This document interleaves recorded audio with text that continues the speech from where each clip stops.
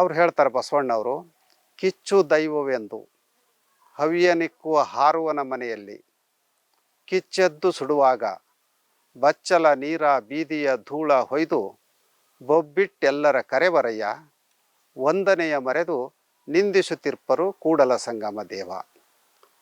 ನೋಡಿ, ನಾವು ಇವತ್ತು ಲಿಂಗಾಯತರು ಕೂಡ ಈ ಹೋಮ ಹವನಗಳನ್ನು ಮಾಡ್ತಾ ಇದ್ದಾರೆ.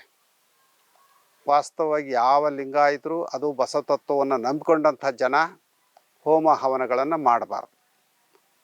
ಆ ಹೋಮ ಹವನಗಳನ್ನು ಮಾಡಬಾರ್ದು ಅನ್ನೋದಕ್ಕೆ ಇಲ್ಲಿ ಒಂದು ಸೊಗಸಾದ ದೃಷ್ಟಾಂತವನ್ನು ಕೊಡ್ತಾರೆ ನಾಟಕೀಯ ರೂಪದಲ್ಲಿ.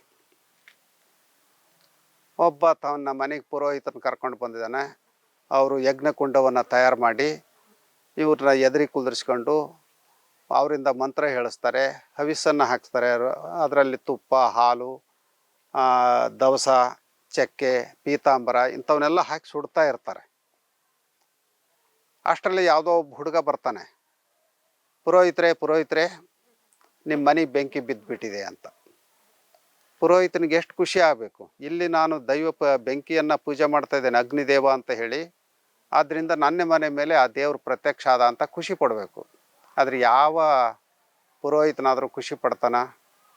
ಬದಲಾಗಿದ ತಕ್ಷಣ ಈ ಹಾಳಾದ ಬೆಂಕಿ ನಮ್ಮನೆಗೆ ಬೀಳಬೇಕಾಗಿತ್ತ ಅಂತ ಹೇಳಿ ಅದುವರೆಗೂ ಮಂತ್ರ ಹೇಳ್ತಿದ್ದಂಥ ಮನುಷ್ಯ ಹಾಳಾದ ಬೆಂಕಿ ಅಂತ ಹೇಳಿ ಅದನ್ನು ದೂರ್ತಾನೆ, ಹೊರಗಡೆ ಬರ್ತಾನೆ ಓಡಿ.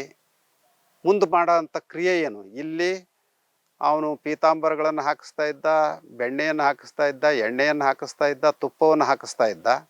ಆದರೆ ಅಲ್ಲಿ ಬೀದಿಯ ಧೂಳು ಮತ್ತು ಬಚ್ಚಲ ನೀರು ಯಾವುದನ್ನು ನೀವು ನಿರಾಕರಣೆ ಮಾಡ್ತೀರೋ ಅದನ್ನು ಉಗ್ಗಿಸಿ ಆ ಬೆಂಕಿ ಆರಿಸೋವಂಥ ಕೆಲಸ ಮಾಡ್ತಾನಲ್ಲಪ್ಪ.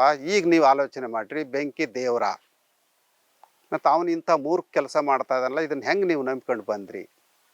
ಇವುಗಳಿಂದ ನೀವು ಮುಕ್ತರಾಗದೇ ಇದ್ದರೆ ನೀವು ಮುಕ್ತಿಯನ್ನು ಪಡೀಲಿಕ್ಕೆ ಸಾಧ್ಯ ಇಲ್ಲ ಅನ್ನೋವಂಥ ಎಚ್ಚರಿಕೆಯನ್ನು ಬಸವಣ್ಣವರು ಈ ರೀತಿಯ ವಚನಗಳ ಮೂಲಕ ನಮಗೆ ಕೊಡ್ತಾ ಬಂದಿದ್ದಾರೆ.